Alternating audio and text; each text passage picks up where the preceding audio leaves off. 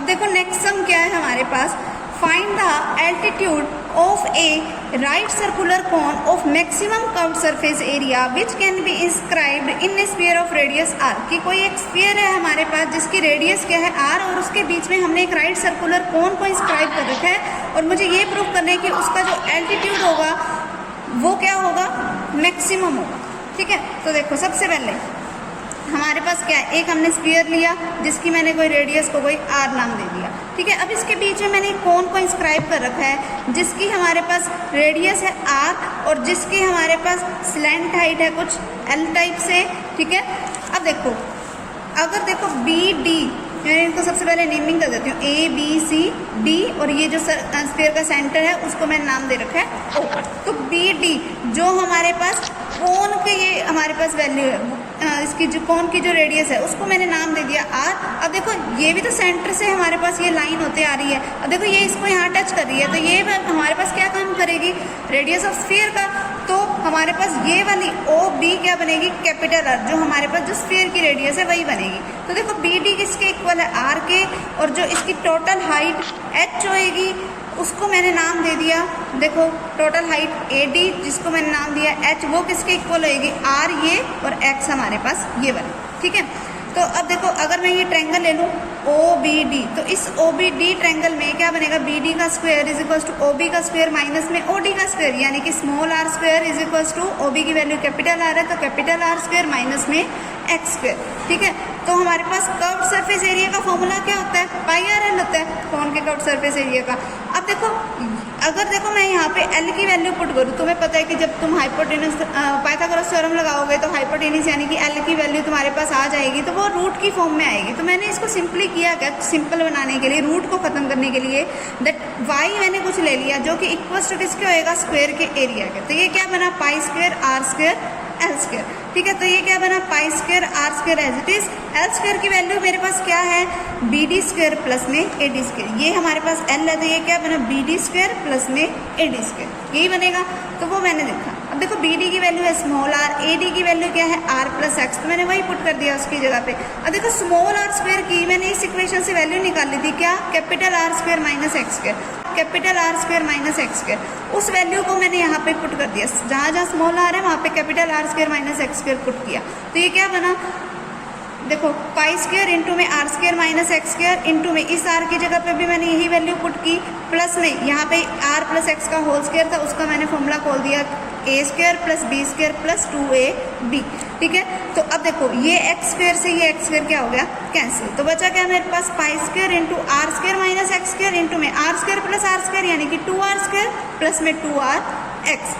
ठीक है, अब यहाँ से r कॉमन आ रहा है, 2 भी कॉमन आ रहा है, वो मैंने कॉमन ले लिया, तो ये क्या बना, 2 पाई स्क्वायर r इंटू में।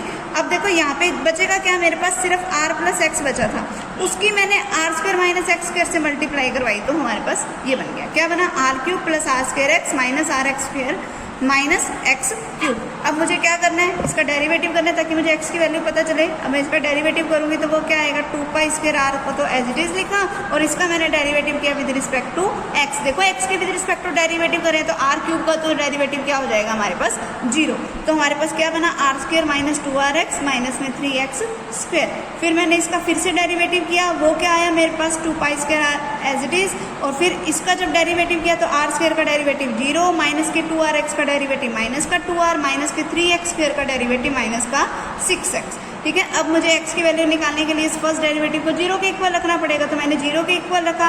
अब मेरे पास ये क्वाड्रेटिक इक्वेशन बन गई in the form of x।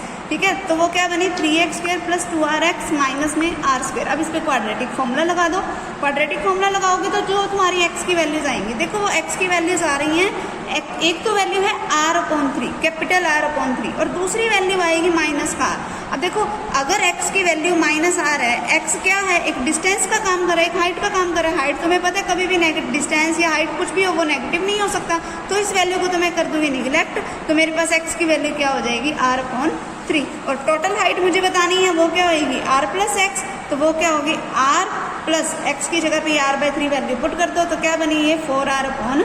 Clear.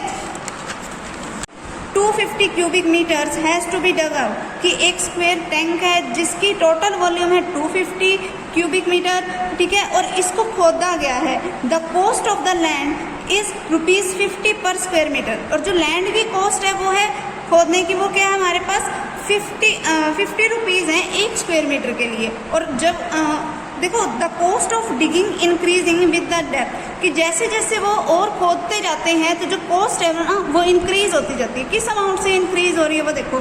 And for the whole tank is 400 into में डेप्थ स्क्वायर इंटू में रुपीज़।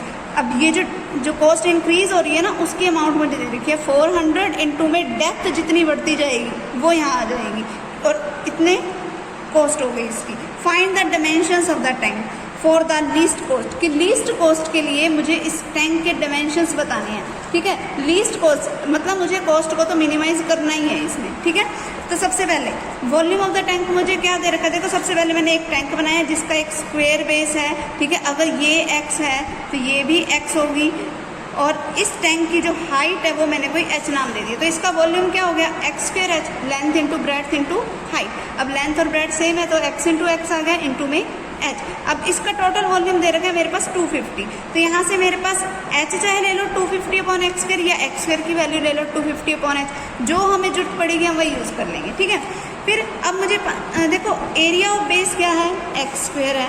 फिर अब मेरे पास कॉस्ट दे रखी है, कॉस्ट क्या है 50 रुपीज़ है पर स्क्वायर मीटर। अगर टोटल एरिया जो है अगर वो कोई एक्स स्क्वायर टाइप का है तो टोटल कॉस्ट कितनी लगेगी 50 एक्स स्क्वायर एरिया की, उसके 50 के साथ मल्टीप्लाई करवाएंगे। और कॉस्ट ऑफ डिगिंग खोदने की कॉस्ट क्या है हमारे पास 400 इंटू में डेप्थ का स्क्वायर। अगर मान लो डेप्थ कोई एच टाइप से है तो वो क्या होगी 400 इंटू में एच का स्क्वायर। तो टोटल कॉस्ट क्या होगी, इन दोनों को ऐड कर दिया मैंने, ठीक है। तो ये क्या बना 400 H square plus 50 x square, यानी कि 400 एच स्क्वायर प्लस 50 इंटू में एक्स स्क्वायर की वैल्यू क्या थी 250 अपॉन एच, वो मैंने यहाँ पे पुट कर दी, ठीक है। तो अब मैंने क्या ये सारा एच के फॉर्म में आ गया, तो मैं इस कॉस्ट का derivative with respect to H करूँगी और फिर उसको किसके इक्वल रखूँगी 0 के इक्वल। तो हमारे पास क्या आ जाएगी इस एच की वैल्यू, क्लियर। अब देखो नेक्स्ट सम क्या है हमारे पास, find the shortest distance between the line x minus y plus 1 is equals to 0 and y square is equals to x। तो यहाँ से ना जो x की वैल्यू है y square उसको यहाँ पे पुट कर दो, ठीक है। तो हमारे पास एक y की फॉर्म में इक्वेशन बनेगी और फिर हम उसका डेरिवेटिव करके अपना रिजल्ट निकालेंगे, क्लियर। ये अपने आप करना। देखो नेक्स्ट सम क्या है हमारे पास, A jet of enemy is flying along the path given by y is equals to x square plus 7. Find the nearest distance from where a soldier placed at 37 can shoot down the helicopter। कि ना एक हमारे पास देखो एक equation दे रखी है, क्या equation y is equals to x square plus 7, और हमें इसका शॉर्टेस्ट डिस्टेंस निकालना है इस पॉइंट से, शॉर्टेस्ट डिस्टेंस।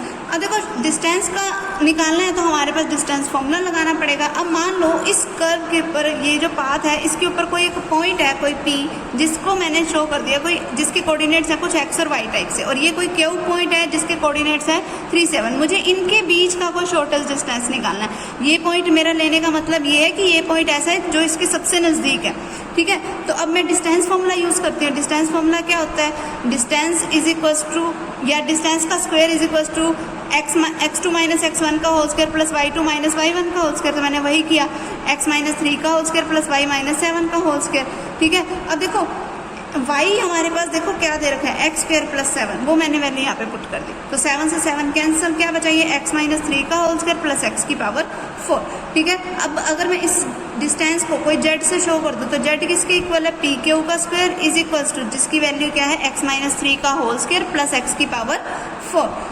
अब मुझे करना क्या है, इस डिस्टेंस को क्या करना है मिनिमाइज करना है, शॉर्टेस्ट डिस्टेंस करना है, तो मुझे इसका डेरिवेटिव करना पड़ेगा। डेरिवेटिव किया मैंने तो वो क्या आ गया 2 इंटू में x माइनस 3 प्लस में x की पावर 4 का डेरिवेटिव क्या हो गया 4x क्यूब। फिर इसका मैंने डबल डेरिवेटिव किया है, वो क्या आया 2 प्लस 12x स्क्वायर।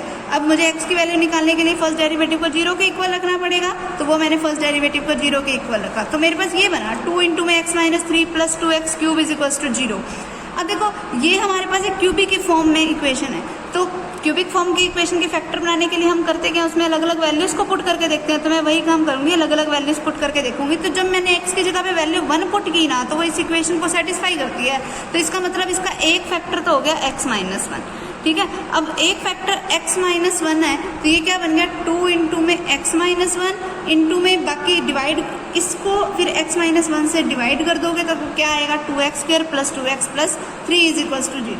अब देखो ये इसके अगर तुम बनाओगे, इसको सोल्व करोगे, x की वैल्यू निकालोगे क्वाड्रेटिक फॉर्मूला लगा के, तो वो आइटा की फॉर्म में हमारे पास वैल्यू आएगी, तो इसको हम रिजेक्ट कर देंगे। बचा क्या मेरे पास कि x की वैल्यू क्या है 1। अब x की वैल्यू 1 है तो देखो मुझे y क्या दे रखा था x स्क्वायर प्लस 7, तो y की वैल्यू क्या होगी 1 प्लस 7 यानी कि 8। तो अब शॉर्टेस्ट डिस्टेंस निकालना था तो इसमें x और y की वैल्यू पुट कर दो तो वो मेरा शॉर्टेस्ट डिस्टेंस आ जाएगा। क्लियर कैसे, ठीक है। अब देखो x क्या है हमारे पास, ये df, ठीक है। df x के इक्वल है, ad किसके इक्वल होगा, देखो ये वाली लेंथ ad, अगर ये पूरी की पूरी लेंथ को मैं कोई h नाम दे दूँ तो, और ये वाली dl को मैंने कोई z नाम दे रखा है, तो ये मेरे पास ad क्या बन गई h माइनस z, इतना डिस्टेंस की पूरे में से मैं इसको क्या कर दूँ माइनस कर दूँ। फिर देखो अब ये एक अपने आप में क्या बन रही है, एक राइट एंगल ट्रायंगल बन रही है। सेम उसी तरीके से ये वाली भी एक राइट एंगल ट्रायंगल बन रही है। तो हमने सिमिलैरिटी ऑफ ट्रायंगल की थ्योरम पढ़ी हुई है 10th क्लास में। उसमें क्या था कि अगर कोई दो ट्रायंगल सिमिलर हैं तो उनकी कोरस्पॉन्डिंग साइडों का रेशियो सेम होता है। तो हमने किया क्या कि AD डिवाइडेड बाई में AL यानी कि दोनों परपेंडिकुलर्स का रेशियो इक्वल्स टू होगा किसके DF बाई LC, DF यानी कि बेस डिवाइडेड बाई में LC another base of the triangle, ठीक है। तो वो मैंने ले लिया। अब AD की तो वैल्यू क्या थी h minus Z divided by में AL की वैल्यू क्या थी, AL देखो ये पूरी है, पूरी हाइट की वैल्यू क्या है h is equals to DF की वैल्यू क्या है x और LC की वैल्यू क्या है r, ठीक है। फिर मैंने इनको सेपरेट सेपरेट डिवाइड किया तो क्या बना 1 minus Z by H is equals to x upon r।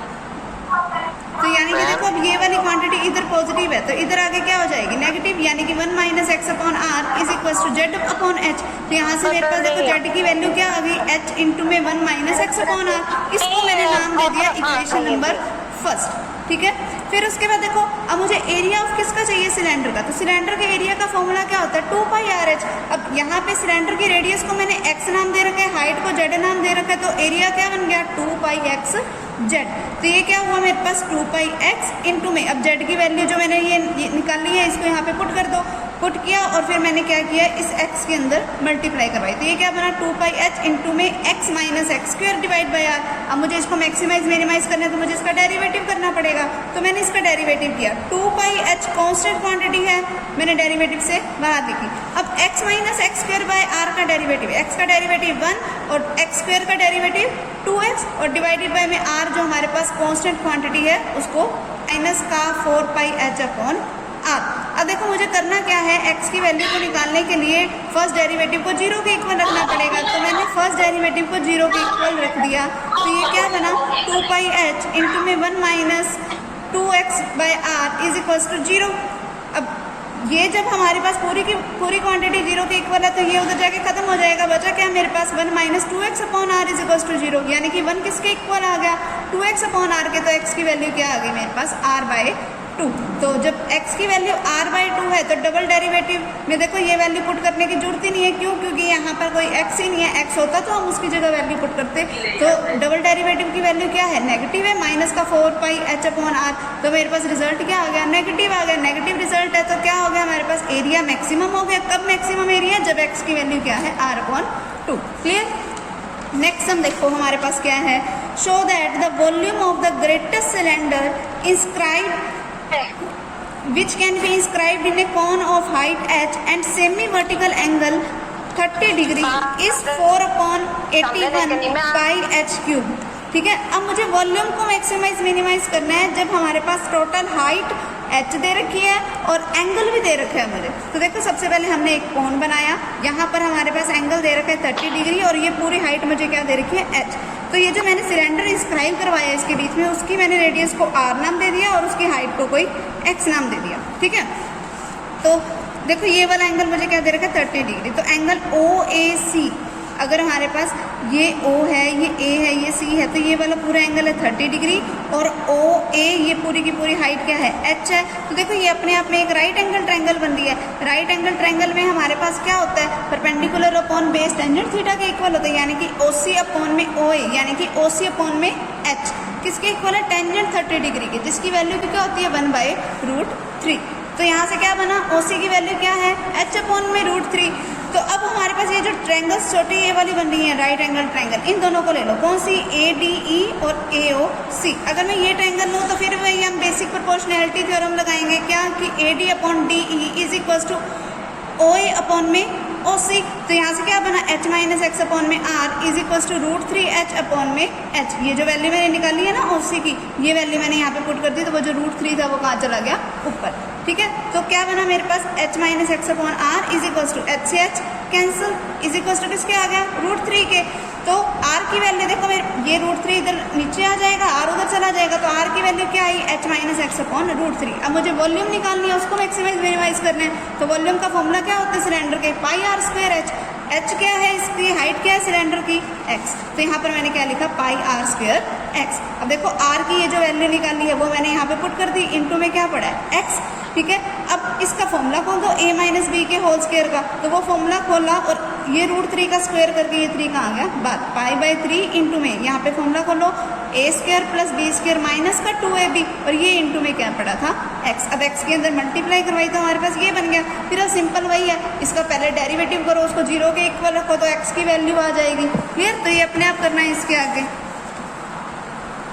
और लास्ट सम देखो क्या है हमारे पास, the sum of the surface area of a rectangular parallelepiped with sides x, 2x and x/3 and a sphere is given to be constant। कि जो हम surface area निकालें एक रेक्टेंगुलर पैरेललोपिड का या एक स्फीयर का, और उन दोनों का सम करें ना तो वो एक कांस्टेंट क्वांटिटी आती है। तो मतलब सम अगर एक कांस्टेंट क्वांटिटी है तो मतलब अगर मुझे इसका डेरिवेटिव करना पड़े तो उसका डेरिवेटिव हमेशा क्या आएगा, 0 आएगा, उस कांस्टेंट क्वांटिटी है हमेशा।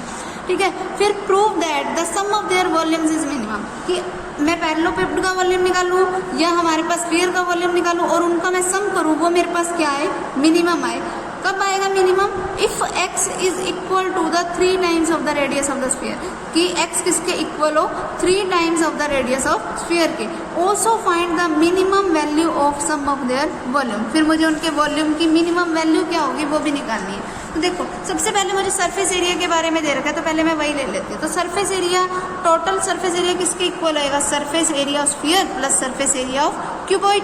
तो वो मेरे पास क्या बना, सरफेस एरिया ऑफ स्फीयर क्या होता है फॉर्मूला, 4πr² प्लस, और जो हमारे पास सरफेस एरिया ऑफ इनका है वो क्या होगा, 2 इंटू में x/3 इंटू में x प्लस x इंटू में, अपने पास यही फॉर्मूला होता है ना, 2 इंटू में LB plus BH plus HL, तो वो मैंने फॉर्मूला यहाँ पे पुट कर दिया। तो 2 इंटू में क्या हो गया हमारे पास, x²/3 plus 2x² plus 2x²/3, और इसको हमारे पास देखो सोल्व करके क्या बना, 4πr² प्लस, अब इनको सिंपली ऐड कर दो तो वो क्या आया मेरे पास, 6rx²। ये मेरे पास क्या होगी, इक्वेशन नंबर फर्स्ट। अब मुझे इसके वॉल्यूम को मैक्सिमाइज और मिनिमाइज करना है, तो पहले वॉल्यूम ऑफ स्फीयर क्या होता है, 4/3 πr³ plus volume of cuboid क्या हो गया हमारे पास, length into breadth into height. ठीक है, तो वो मैंने वैल्यू पुट कर दी, प्लस 2x³ में क्या आ गया, 3। अब देखो हमारे पास यहाँ से देखो x³, ये जो x की वैल्यू है वो मुझे निकालनी कहाँ से पड़ेगी, इस s की वैल्यू से। तो देखो अगर मेरे पास s इक्वल्स टू है 4πr² प्लस 6x², तो 6x² किसके इक्वल आ गया, s माइनस 4πr²। तो अगर मैं x² की वैल्यू निकालूँ वो क्या बनी, s माइनस 4πr² अपॉन में 6, और जो x की वैल्यू की बात करो तो वो क्या होगी, पावर 1/2। तो जो x की वैल्यू वहाँ से निकाली अब उसको यहाँ पे पुट कर दो, तो टोटल वॉल्यूम क्या बन गई, 4/3 πr³ प्लस 2/3 इंटू में ये वाली मैंने x की वैल्यू को यहाँ पे पुट कर दिया, s minus 4πr² divide by 6 की होल पावर क्या आएगी, 1/2, क्योंकि अब x का क्यूब था तो यहाँ पे क्या बन गया, अब यहाँ 3/2। ठीक है, तो अब 6 की पावर 3/2 करके हमारे पास क्या आया, 18√6, वो मैंने 6√6 आया, सॉरी। ठीक है, तो वो मैंने यहाँ पर ले लिया, और यहाँ पे 3 पड़ा था पहले ही, तो वो क्या बन गया, 18√6। तो ये क्या बना, 4/3 πr³ plus 2 divided by 18√6 into में s माइनस 4πr² की होल पावर 3/2। अब मुझे वॉल्यूम को मैक्सिमाइज मिनिमाइज करना है, तो मैं इसी का डेरिवेटिव करूँगी। इसका जब मैंने डेरिवेटिव किया और उसके डेरिवेटिव को 0 के इक्वल रखा तो मेरे पास ये कुछ बना, और यहाँ से मैं अब करूँगी क्या, r की वैल्यू निकालूंगी इन टर्म्स ऑफ s। तो वो देखो मेरे पास क्या बना, 3√6r is equals to s minus 4πr² की पावर 1/2। अब दोनों तरफ स्क्वेयर किया तो वो क्या बना, 54r² is equals to s minus 4π r square. तो ये क्या हुआ मेरे पास, अब देखो 54 आर स्क्वायर और ये क्वांटिटी उधर आके प्लस की होगी, प्लस में 4 pi are square is equals to में एस। तो आर स्क्वायर इधर से कॉमन आ रहा है, वो मैंने कॉमन ले लिया। अंदर क्या बचा 54 प्लस 4 पाई, जो उधर जाएगा तो कहाँ चला जाएगा, डिवाइड में। तो मेरे पास आर की वैल्यू क्या बनी, under the root of S divided by 54 plus 4 pi.